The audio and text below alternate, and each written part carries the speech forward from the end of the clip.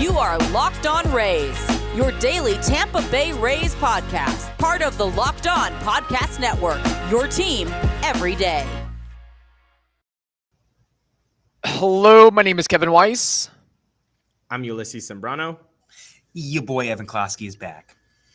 Back again, interrupting our regularly scheduled programming of 2022 player reviews because it was a busy day in Rule 5 draft land for the Rays and other teams as well, which we'll get to. You are listening to the Locked On Rays podcast, part of the Locked On Podcast Network.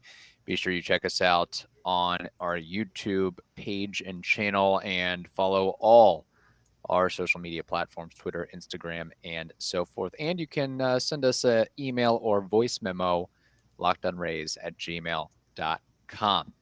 Well, the reason, among others, that we're having Evan Closky, Channel 10 WTSP Sports Director, on and taking a little breather through our player reviews is because the Rays stayed busy on Tuesday evening with the Rule 5 Protection Day setting forth. I don't think I explained that all that great. What you need to know is that Ryan Yarbrough was DFA'd. They traded J.T.Chargois Xavier Edwards and Miles Mastrobuoni. They DFA'd Javy Guerra and Bligh Madris, whatever. And they added the following prospects to the 40-man roster to be protected from the Rule 5 draft. Ulises Basabe, Taj Bradley, Greg Jones, Curtis Mead, Colby White. Evan, thoughts on all these maneuvers that transpired this week? Yeah, well, we were expecting fireworks from the Rays. Like, they had so much to rework with the roster. There was a huge numbers game. They had to get rid of a bunch of people. We thought maybe something creative would happen. Maybe a big name would go. And not to mention that even in all of this, right, G-Man Choi is gone. They're not going to keep Kevin Kiermaier. So we're expecting some crazy headline to happen. And in the end, they trade Xavier Edwards. At the time was their fourth highest rated prospect according to MILB.com or top 5 pretty much across the board, and they get a pitcher who's 17 years old who intrigues me a lot, but they get somebody who's going to take a little bit of time here to develop and kind of reset the clock. So they got a bunch of dudes who they can restock a little bit, take some stabs with some other prospects, and shuffle around. A little surprised at Javy Guerra. That was somebody who I thought they were pretty high on. Was their best minor league pitcher last year. They brought him up. They threw him into some high leverage situations towards the end of the season. Control was probably an issue, but there were some other candidates I thought who I would maybe let go by the wayside over Javy Guerra. But, it is what it is. In the end, nobody that was given away seems that I'm shocked about. You just hope that a guy like Miles Mastrobuoni doesn't go Jake Cronenworth out there. And, Miles is a guy who has succeeded at every step along the way through that Rays minor league system. And you wonder if he'll be able to be an average guy for the Chicago Cubs, given the opportunity. So, but look, they need power. They need pop. And, Mastrobuoni is probably not going to find room out there in the outfield anyway. And you already have versatility throughout this 40-man roster. So what are you going to do?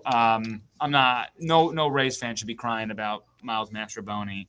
And I'm sure you'll play that back in 3 years and I'll be wrong. But we got our people, Evan, clipping that right now, of course. So we'll get that going. I got to tell you, I agree. I don't think of all of the moves that were made, there wasn't anything that like shocked me. And Kevin and I did a 3-part series on the Rule 5 draft and how it all worked out.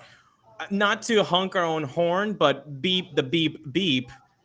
Everything that kind of happened, we kind of mocked it. The scenario saying I think Mastrobuoni, Weiss, Bligh Madris or Madris, however it is pronounced, Yarbrough, all of these names, we put them on the J.T.Chargois.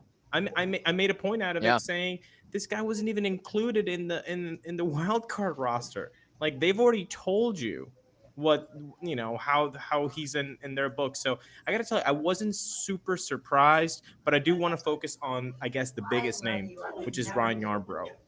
Were you surprised that maybe there wasn't a trade offer for Yarbrough and that he was instead DFA'd, or does that really not matter at the end? No, I mean, he would have. I mean, first off, whatever you were going to pay him was not worth it for, due to the years he's accrued at this point. And somebody will take a stab at him, but who wants to give up anything for Ryan Yarbrough? No offense to him, and he's had tremendous moments in a Rays uniform, but we talked about it last season, right? Like, having Ryan Yarbrough and Josh Fleming is redundancy. You can have one, having two is too much. It's pretty much the same. You're looking for soft contact and hoping for the best that something clicks, especially, from a lefty. So, with Fleming being, fulfilling that. But, I don't think you were going to get anything. And I'm sure they tried and whatever. I mean, you just have to clear room. And he went up and down last year with the money that he was making, which, as you said, already tells you kind of how they wanted to move on. And honestly, he kind of clicked a little bit there in the middle at points, but they had no faith in him going deep into games, sort of. And once they felt like the wheels were falling off, they yanked him quickly. So, looking at the 40-man, there's still going to be some openings that they can now create with people going to the 60-man. Because we know that Shane Baz is going to be out for the year. We know Colby White is going to be, also on Tommy John. So he's going to be Dunzos. Andrew Kittredge will be another 60-man guy. So now you can kind of try to find pockets of space to bring in free agents and where they'd all kind of land. But, I would say people who are fringe for me, guys like I mentioned Josh Fleming. I was wondering how they viewed Sean Armstrong. I guess he proved some stuff at the end of that year. Yanni Chirinos, what did they feel about him since they didn't really give him a run towards the end of the year? Fauché, still trying to make Fauché happen. So those were a handful of guys I was also keeping my eye on from the staff who I thought were maybe expendable pieces for management. And I'm sure the emergence of lefty Jeffrey Springs probably made it a little bit easier to stomach with DFA'ing Ryan Yarbrough. Again, this is a franchise that DFA'd Corey Dickerson and CJ Cron. And despite Ryan Yarbrough's 500-plus innings of contribution to the Rays, anything can happen to you at any time if you play for this organization, for sure. We will continue this discussion, but Ulises, we have to tell the audience about something called SimpliSafe. Well, SimpliSafe was named the best home security system of 2022, Kevin, by U.S. News and World Report for a third year in a row. And that is because your family, your home comes first when you're using SimpliSafe. You actually can have 24/7 monitoring agents or SimpliSafe tech support staff to help you whenever you need. They're always there in an emergency. You can do SimpliSafe and include it into your house by going to SimpliSafe.com/LockedOnMLB. I'll say it again, SimpliSafe.com/LockedOnMLB. You get 50% off any new SimpliSafe system at SimpliSafe.com/LockedOnMLB. That's 50% off. You're not going to find that anywhere else. So again, use simplisafe.com/lockedonMLB. There's no save like SimpliSafe is what we say.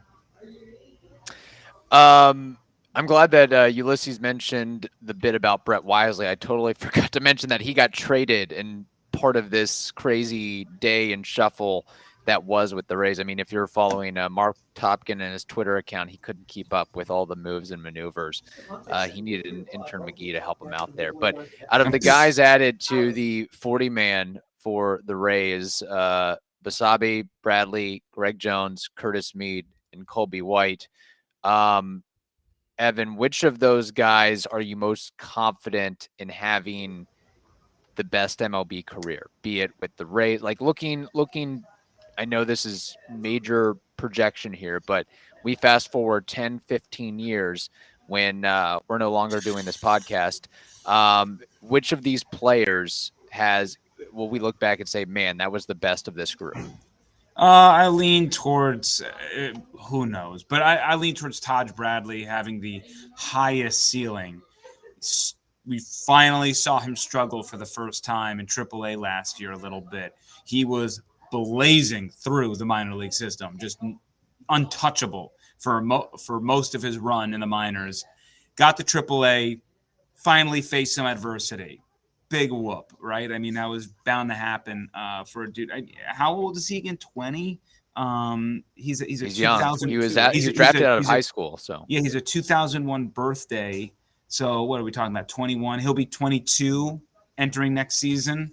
So, I mean, he's got a lot of experience underneath his belt. I am really excited for him because he won't be with the club to start the season.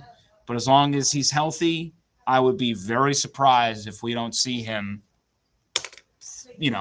once something happens, because someone's going to get hurt. It's just the way that it goes down. If a starter gets hurt, Taj is potentially the first guy to get the call up, depending on who they bring in, because we know that there's, a Noah Syndergaard like signing or whatever, that they're going to sign one guy for a year, $9 million, and try to get a veteran into this rotation, a la Kluber, Waka, Morton. We've seen it time and time again.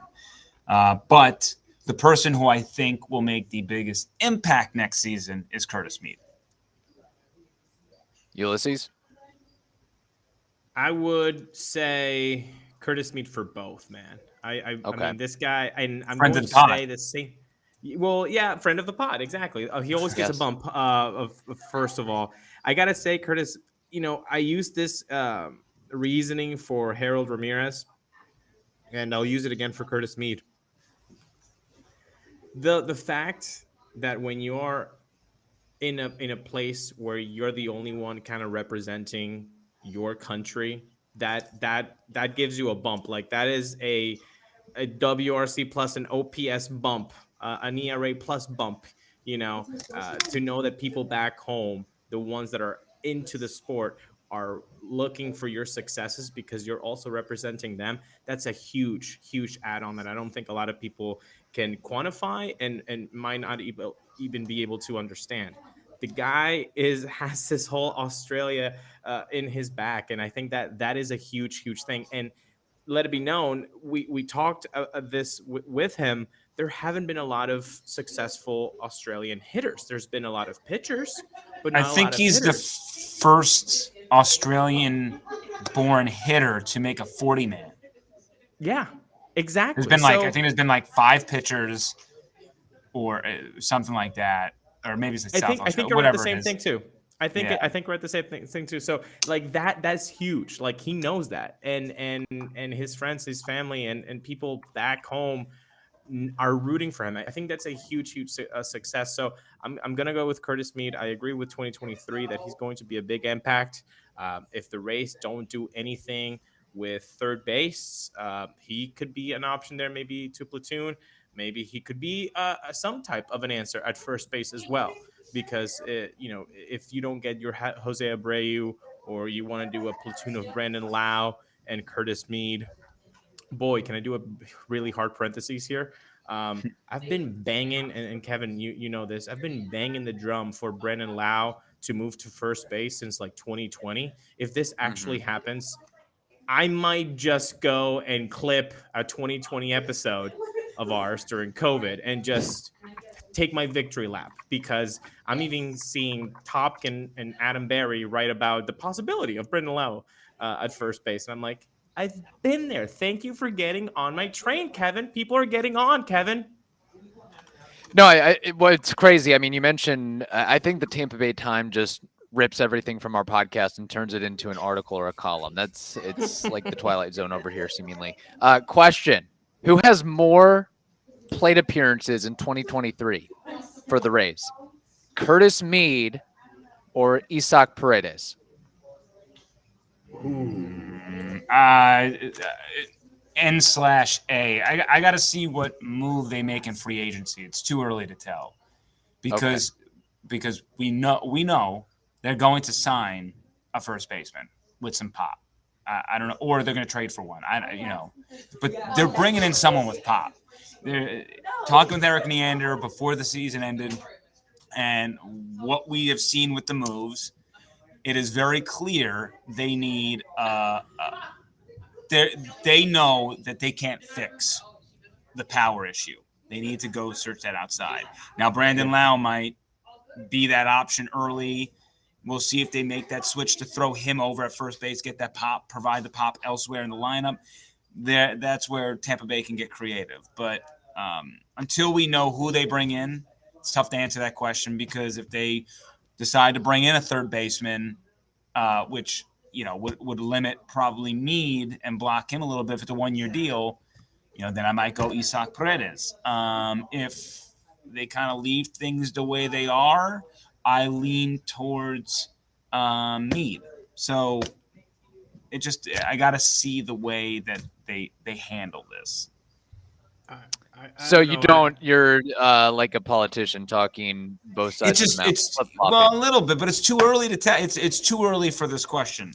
It's too early, because I'm just giving you then I just be given an answer in the heat of the moment, and we've gotten the 40 man. Now we got to get the winter meetings, and that's when they start making there's going to be a couple of big trades in here, at least one. Right. So what is that? What does that look? It's going to change the landscape of the team a little bit. But yeah, I mean, what we have known up to this point is that they have not fixed the power issue. So until I know how they fixed the power issue, then I can't answer that, because right now you need Paredes in the lineup, because who else is providing power? But if you provide it elsewhere, maybe he's more of a utility guy and fills in on injury. And Evan Closky should be before I get Ulises, your take here. Evan Closky, you are a future press secretary. You are just filibustering to the nth degree. The greatest answer ever. You guys are like the Spider-Man meme. You guys are like, hey, I do that. No, you do that. I do that. Hey, learn from the best over here. No, I'll go Isaac Paredes for now, since he played last year and me didn't. So there you go. There's I'll just go with the person that I know versus the person that I don't know. Yeah, that's fair. We saw Josh Lowe last year, and you can have high expectations, and then they start playing, and you're like, well, I'll see you back in Durham. Right. Yeah. Ulises. Opening day roster, I can 100%. If he's not hurt, Isaac Paredes is making the opening day roster.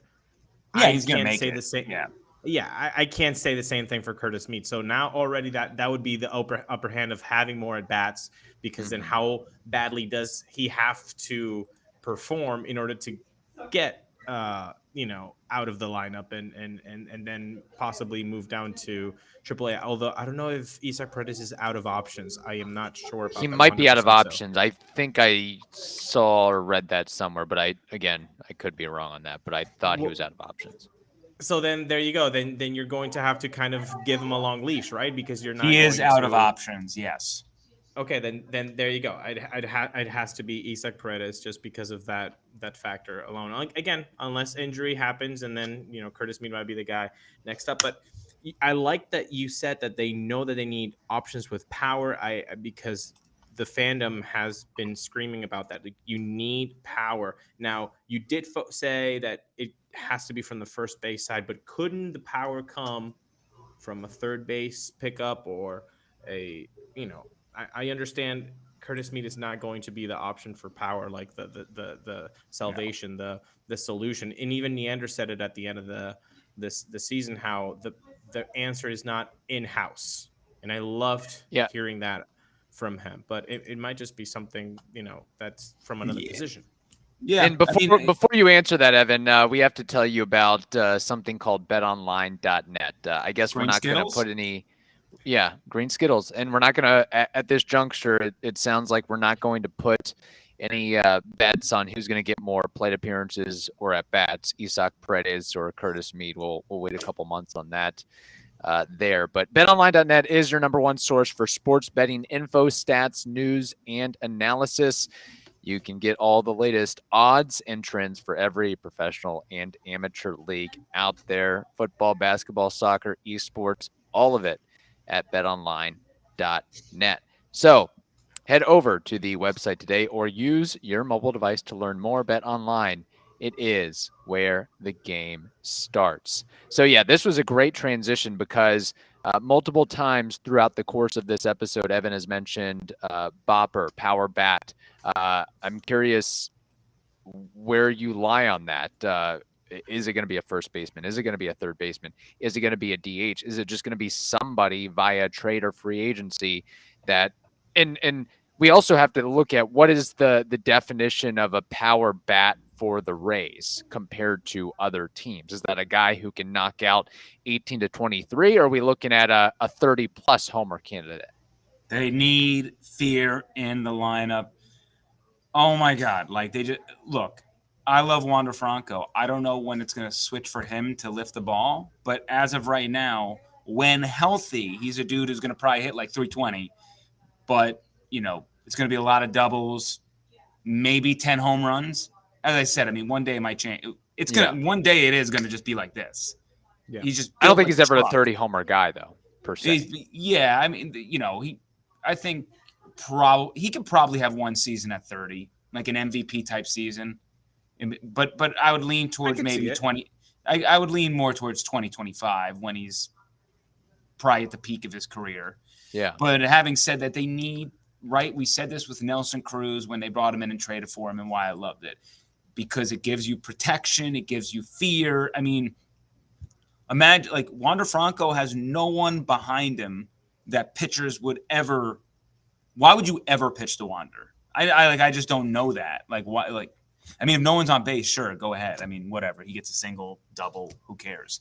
But imagine if you gave him protection. Imagine if a pitcher was like, "Oh, I can't let Wander get on base here because I don't want." I don't want a guy on first or second for this power hitter. And what if that power hitter was Brendan Lau? Do you think Brendan Lau is enough to be that guy? To me, no. I love Lau, especially for his money, for a team that needs to worry about its books. And I think getting, like people get rid of him. No, that's not the answer. You got to keep him. When healthy, the stats come at the end of the year. The problem is, it's like for those who play fantasy, when is the heater coming? When is he gonna? It's hot and cold, right? That's the Joey Gallo syndrome.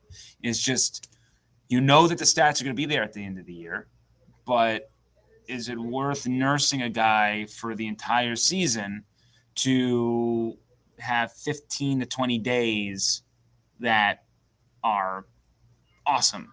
And now, to me, I think there's an argument that says yes, because in the long run of those 15 and 20 games, you're probably winning a good chunk of them, assuming that you're hitting 2-3-run home runs.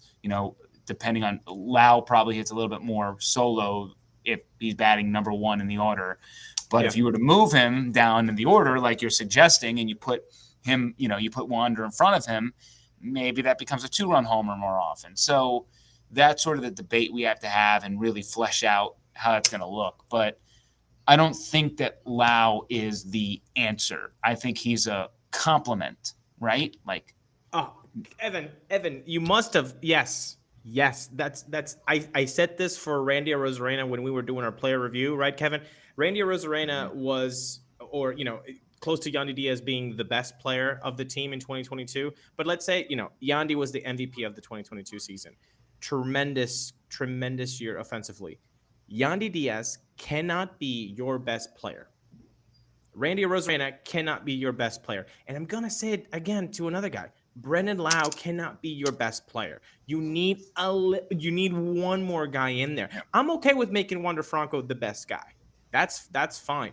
But because he's a 5-tool guy, so he's going to do and defense. I mean, there's a lot that he provides to your plate. You got a beautiful entree. It might not be the biggest steak, but the sides are glorious.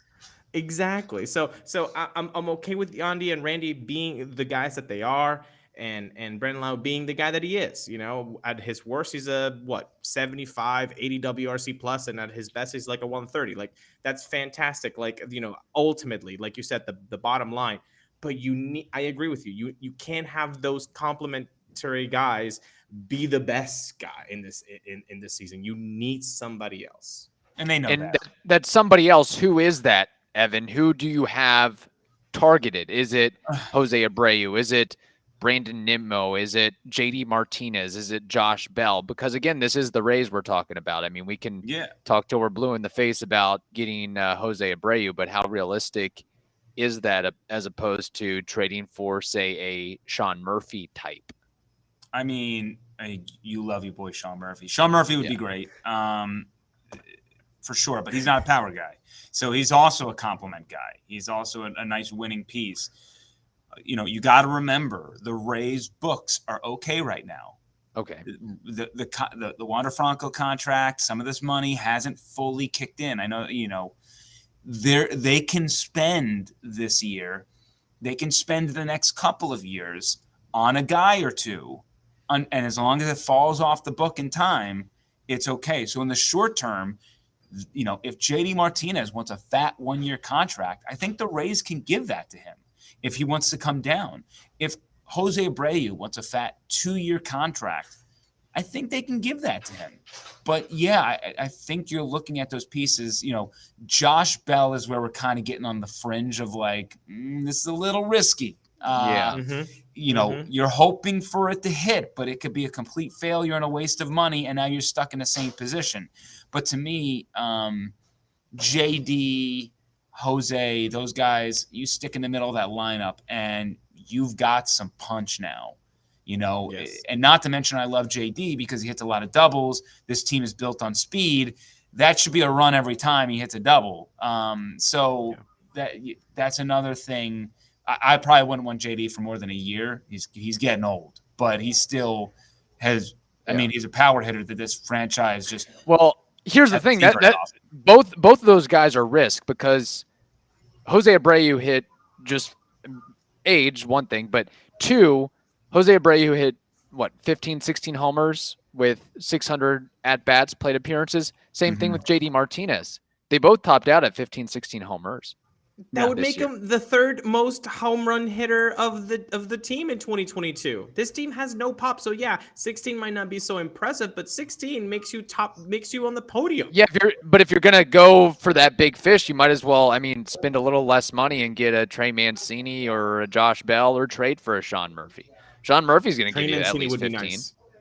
Trey Mancini would be really nice. Yeah, I would really like that. I will say though, Jose Abreu hit 304. So true. It's you're getting, again, you have to understand the presence too. People aren't going to fear Sean Murphy, even though we like him. Now, I don't like him as much as you do because you love him, but he's good. He's objectively very good. You're ready to go to Burns, sit down with him, have a dinner, wine and dine. I'm here to just watch him play a baseball game. But besides he that, might be good on catchers, honestly. Between Bethancourt and Mejia, they might be okay. So I'm willing to diverge from the Sean Murphy love. Everybody wants Sean Murphy, though. No pun intended. They got to take a big swing, and they need a guy with veteran presence, pop, to just I don't want you to tinker with this guy, all right? I want you to get a 4-hitter, and he's going to stay there all year, all right? Yep. No screwing around. 4, slot him in every night. Kind of like Nelson Cruz, kind of like what Nelson Cruz did. And that's why how about that? When Nelson Cruz was added, they did 5+ runs a game. Look at that. And he knew his role. Everybody got better around him. He wasn't excellent with the Rays, but the presence helps. It helps anchor the lineup. It really does. Even if the numbers aren't there, it helps the lineup be more productive. I'm just I have a little bit of caution when it turns to the Rays and going after a quasi-big free agent bat, because it seems like, or via trade, it just seems like it leaves yourself up to the possibility for disappointment. But then never make an addition, never make a trade. I mean, I'm not saying that. I'm just saying, like, no matter what, you're gonna have to take a little leap on some people. Last year I think last year was the first real year we saw the Rays whiff on a lot of projections in their head. Like, oh, this is how it's going to go down.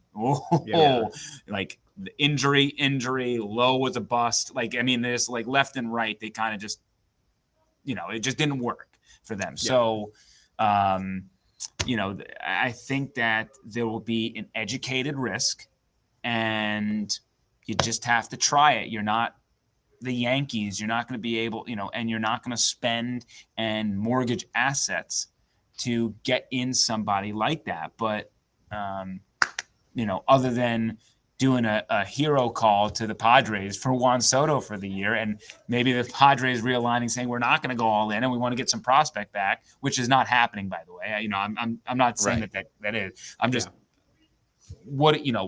if you're not going to offer up all your prospects for somebody who's going to be a for sure thing, then you're going to have to take the educated risk. I'm all in on going after Evan Longoria. Let's bring some pizzazz. I think for me, I would love. They might bring back Evan Longoria, because I think they need a face again for the franchise. Right? You lost Brett Phillips, you lost G-Man Choi, you lost Kevin Kiermaier. Right now, Wander Franco is your face, but he's still pretty new to the area. Longoria gives you headlines, gives you a guy you can trot out there every day in front of the media. He's a veteran. He's going to get injured. He's not going to be the same guy. But, a lot of people would love that hire and love that signing. And I don't think that he would be terribly expensive. No, I mean, if you strike out, so to speak, strike out on JD Martinez and Jose Abreu, whatever it may be, and your options are like Mitch Haniger and Evan Longoria, go with Evan Longoria. Like, even if Mitch Haniger is going to finish with a higher WAR or whatever, you go with the Longo play. Yeah, you go with the Longo play, because now you're actually giving something to the fan base that most of the fan base, even though most of the fan base might be wrong, but you're giving something most of the fan base would really appreciate. Look, combining 08 Rookie of the Year Longo with Randy Arozarena and Wander Franco, like that, it would just be a dream. And I'm a sucker for those reunions. You know that, Kevin. You know that, Evan. So I would 100% agree. In fact, I think even if they were, again, an 86-win team, let's say in 2023 they were an 86-win team and they get to the playoffs with Longo, that would be a much more enjoyable brand of baseball, just because Longo is in the presence and what he does, because again, we're fans, right? So you're a fanatic. There's emotions, okay? It's not rational all the time. You would enjoy an 86-win season by the Rays, seeing Longo and Wander play, than the 86-win season that just happened. And I just want to say this quickly.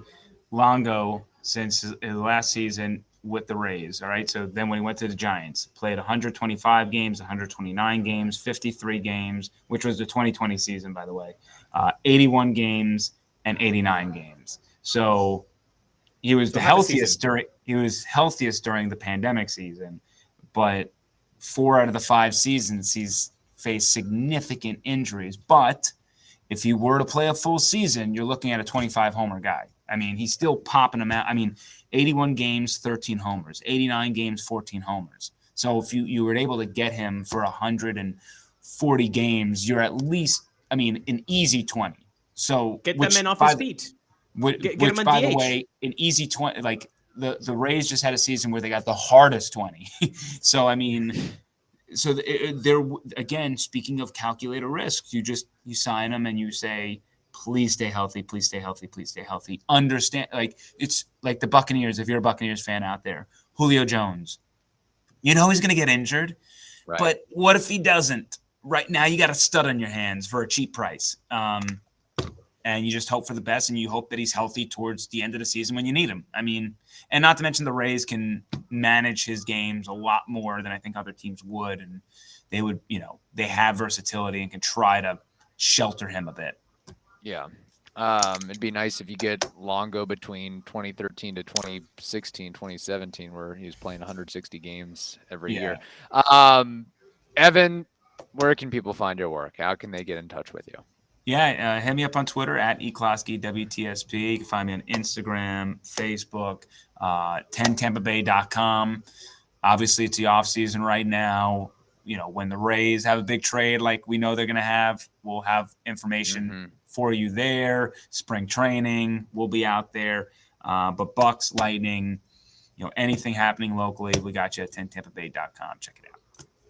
And whenever the USF Bulls football program hires their next coach, you'll have that covered too. That's right. Hopefully somebody who goes throughout their tenure winning more than 4 games. Yeah, what a disaster. All right. Thank you for making the Locked On Rays podcast your very first listen every day. Now make your second listen the Locked On Sports Today podcast. That is also free and available on all platforms. Hope you all have a wonderful day. Stay safe. And we'll be back on Friday with a player review episode plus baseball trivia and Name That War. Stay tuned.